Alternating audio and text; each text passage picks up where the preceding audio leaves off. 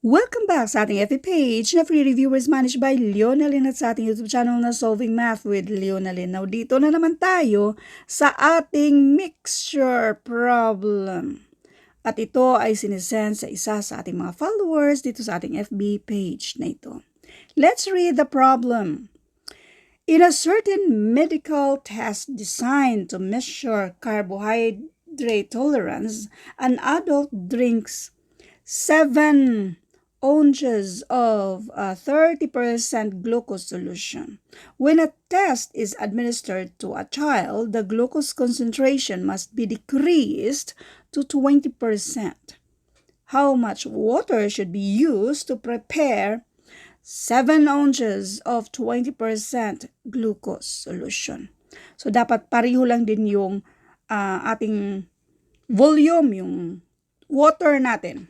Bali, kahit nag-add na tayo kasi itong 7 ounces na to, kung add natin ito ng water, di ba dadami siya? So, kung habang mag-a-add tayo ng water, dapat mag-minus din tayo sa ating original na 7 ounces para yung ating volume ay pareho lang na 7 ounces. We can solve this. Bali, solve natin to in 2 ways, pero pareho lang din naman yung solve natin. Unang-una, i-identify natin na gawa tayo ng mga variables. Ito yung hinahanap natin na let n para sa amount. Hahanapin pa pala. Amount of 30% dito sa glucose solution na ito.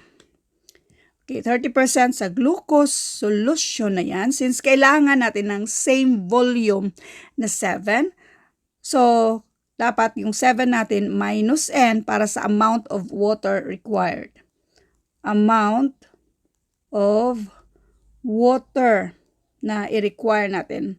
So anyway, ito na yung para sa final answer natin, how much water should be used to prepare for 7 ounces of 20% glucose solution.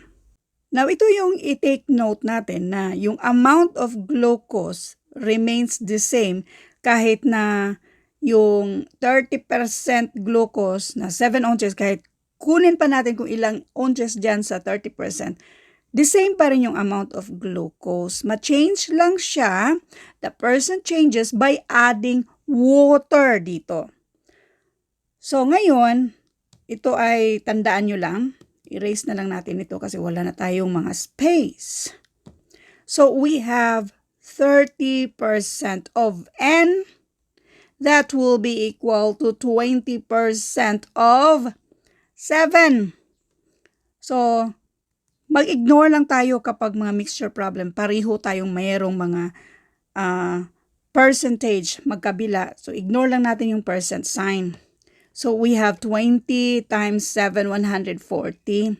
Ito namang si 30, since pang-multiply siya sa n natin, pang-divide na siya sa kabila. Now, we have n equals 140 divided by 30. Huwag na natin yung isa-isahin. So, this is the same as 4 and 2/3. Okay? In other words, isa-isahin ko na lang. Meron tayong 0 sa taas, 0 sa baba. So, we have 14 divided by 3. Ilang 3 sa 14? We have 4. 4 times 3 and that is 12. So, 14 minus 12, this is 2. So, we have 4, yan yung whole number. 2, yan yung numerator. At yung pang-divide na 3, which is 4 and 2/3. Pero hindi pa yan yung sagot. Hindi pa yan yung sagot. Hindi ito ang sagot. Kasi ang tanong dito ay, how much water should be used to prepare 7 ounces? Kasi itong n na ito yung dito sa 30% glucose solution. Yan yung volume dito sa glucose solution, yung 30% na yan. So, ano ang gagawin natin? Yung kabuuan na 7 ounces, okay? I-minus natin ito dito sa 4 and 2/3 kasi yan na yung water na hinahanap natin. Now, paano ba mag-subtract? Meron tayong fraction dito sa kabila na 2/3. So, ang gagawin natin, si 7, minusan natin ng 1, magiging 6 na yan siya. Yung 1 na minus natin, gawin natin fraction. Paano? Gawin natin 3/3. Bakit 3 over 3? Para ma-minus natin yan sa isang fraction natin na pares dito sa 4, which is 2/3. Doon muna tayo sa mga fraction. Pareho yung denominator. 3 over 3, that is equal to 1. Kailangan pareho yung denominator. So, kopyahin lang si 3. Yung numerator, 3 minus 2, and that is 1. Sa mga whole numbers tayo, 6 minus 4, and this is 2. So, ang sagot dito, yung water na kailangan nating i-add ay 2 and 1/3. Asa na yan? Letter D.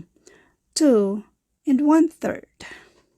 Now, isa pang paraan. Siguro, sana lang na itong pangalawang solusyon natin, although halos pareho lang din naman, sana mas lalong maintindihan.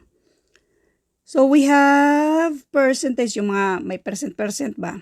Tapos, yung volume natin. Yung 30% glucose, okay? Yung percent niya ay 30. Wait, dito muna tayo sa water. Tapos, yung 20% na new mixture. So, ang percent natin dito ay 30%. Tapos, yung volume natin, let V para sa volume dito sa 70%. Okay? Yan yung volume natin. Yung water natin, kasi doon tayo nag-focus sa glucose. So, yung water natin, yung percent ng water ay 0%. Again. So, water, bakit 0% yan, ma'am? Di ba 100%? Pwede yung 100, basta lahat lang water. Meaning, 0% kasi walang glucose si water. Walang glucose. Water lang siya, pure water. So, kung pure water tayo mag-focus, meaning sa water tayo, 0 yung water equivalent natin kasi nag-focus tayo sa mismong puro glucose, 30% of glucose, 20% of glucose. So, ilang glucose ba sa pure water? Wala, kaya 0 yan siya. Now, ang volume of water dito, yung total na 7, i-minus natin sa volume dito sa 30% glucose. And then, yung 20% natin dito, dapat 7 ang total. Again. Halimbawa lang, itong V natin ay 5. So, kung V ay 5, so 7 minus 5, and that is 2, di ba? 5 plus 2 equals 7. Example lang yan. Ngayon, pwede na tayong mag-proceed. I-multiply natin yan siya. 30% bali, by the way, yung percent natin since magkabilaan ay meron tayong percent sign, pwede nating i-ignore na ha, mag-ignore tayo ng percent sign. 30 times V, 30V. Kung i-add natin itong water, di ba, 0 na yan siya, so ignore na natin yan. We have 20 times 7. Sulat natin 20 times 7. 20 times 7, that is 140. Now, para ma-isolate natin si V dito, since si 30 ay pang-multiply sa V kapag ma-transfer, pang-divide na siya. So, 140. So, ganun pa rin. 140 divided by 30, which is nagawa na natin yan kanina.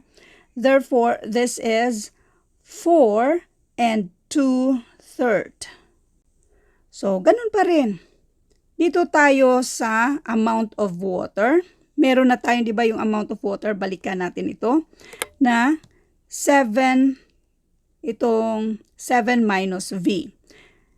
Meron na tayong value ni V. So, we have 7 minus. Yung value ni V natin ay 4 and 2/3. Yung 4 and 2/3, again, si 7, gawin natin 6 and 3 over 3. 3 over 3 para ma-minus natin sa fraction dito sa 4 and 2/3 natin. So, ganun pa rin. Kung paano natin sinosolve yung solution number 1 natin, as in halos pareho lang din naman. Kopyahin yung 3. 3 minus 2, and that is 1.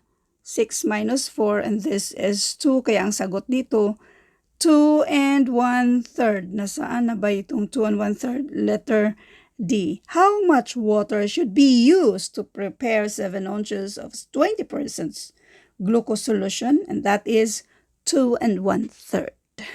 And by the way, kung ang tanong, Yung 30% glucose naman, ilan naman yun? That is 4 2/3.